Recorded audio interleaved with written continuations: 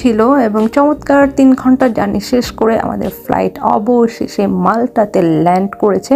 করার পরেই যে ওয়েদারটা পেয়েছি সেটা পেয়ে তো আমার মন এমনি ফুরফুরা হয়ে গেছে। এবং তারপর আমরা এখানে ট্রান্সপোর্টেশন একটা বুথ আছে সেখানে আসছি, সেখান থেকে আমরা 7 দিনের জন্য আমরা ট্রান্সপোর্টেশন এখান থেকে একবারে কেটে নিয়েছি আমাদের বাচ্চা সহ এবং ক্রুজ সহ, যেহেতু আমরা গোজোতে যাব এবং এখানে আপনার 7 দিন 3 দিন এরকম করে আপনারা টিকিট কেটে নিতে পারবেন। সেটা খুবই খুবই খুবই হেল্পফুল এবং চিপ। তো মাল্টার এনভায়রনমেন্ট দেখে আমাদের খুবই ভালো লাগতেছিল। তো আমরা বাসে করে ভ্যালেটা আসছি। ভ্যালেটাতে এসে তো এরকম ক্রুজ দেখে আমার মাথা আরও নষ্ট হয়ে যাচ্ছিলো, মনে হচ্ছে একটু ক্রুজে ঘুরে আসি। এবং ভ্যালাটা ওদের খুবই হিস্টোরিক্যাল একটা প্লেস, যদিও আমরা ভ্যালাটা সেদিন ঘুরবো না, আমরা ভ্যালাটায় আসছি ফেরির জন্য, যে ফেরিতে করে আমরা যাব গোজো হচ্ছে মাল্টার আরেকটা আইল্যান্ড এবং খুবই পপুলার আইল্যান্ড। বাট আপনারা দেখেন হোয়াট এ ভিউ, এত সুন্দর লাগতেছিল সব কিছু, কি আর বলবো। সো এখানে বিশাল বড় ফেরি, সেই ফেরিতেই করে আমরা গোজোতে যাব। বাট এই ফেরির একটাই অসুবিধা হচ্ছে, এখানে আপার ডেকে বসা যায় না, আপনাকে ভেতরে বসতে হবে। এবং ভেতরে বসার জায়গাও কিন্তু খুবই সুন্দর এবং সিটগুলোও অনেক ভালো।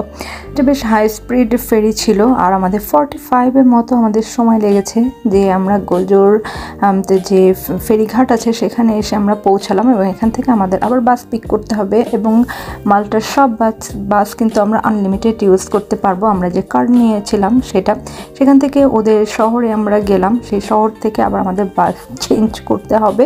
বাস চেঞ্জ করে আমরা যে গ্রামটাতে যেতে চাচ্ছি সেই গ্রামটাতে আমাদের যেতে হবে। বাট সেই রিসোর্টে যাওয়ার আগে আমরা ভাবছিলাম যে এখানে আমরা একটু খেয়ে নেই, কিন্তু সেরকম কিছু আর কি খুঁজে করে পাচ্ছিলাম না, কারণ পিজা ছিল। তারপর ভাবলাম যে আচ্ছা টার্কিশ একটা দোকান পেলাম, তো সেখানে আবার হালাল ছিল, তো আমরা সেখান থেকে একটু লাঞ্চ করলাম। আর অ্যাজ ইউজুয়াল ওর আইসক্রিম, যেটা খুবই খুবই খুবই ইয়াম্মি ছিল।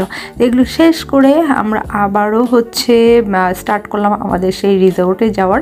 আমাদের রিসোর্ট যেখানে, সেই জায়গাটার নাম ফানেল, এবং সেই রিসোর্টটাও কিন্তু খুবই চমৎকার একটা রিসোর্ট ছিল। আমি রিসোর্টটার আলাদা একটা ছোট একটা ব্লগ করব, আমাদের রুমের এবং সব কিছু রিসোর্টের ট্যুরের আর কি একটা ছোট্ট একটা ব্লগ করব। তো রিসোর্টে এসে আমরা সবাই রেডি হয়ে গেলাম পুলে নামার জন্য।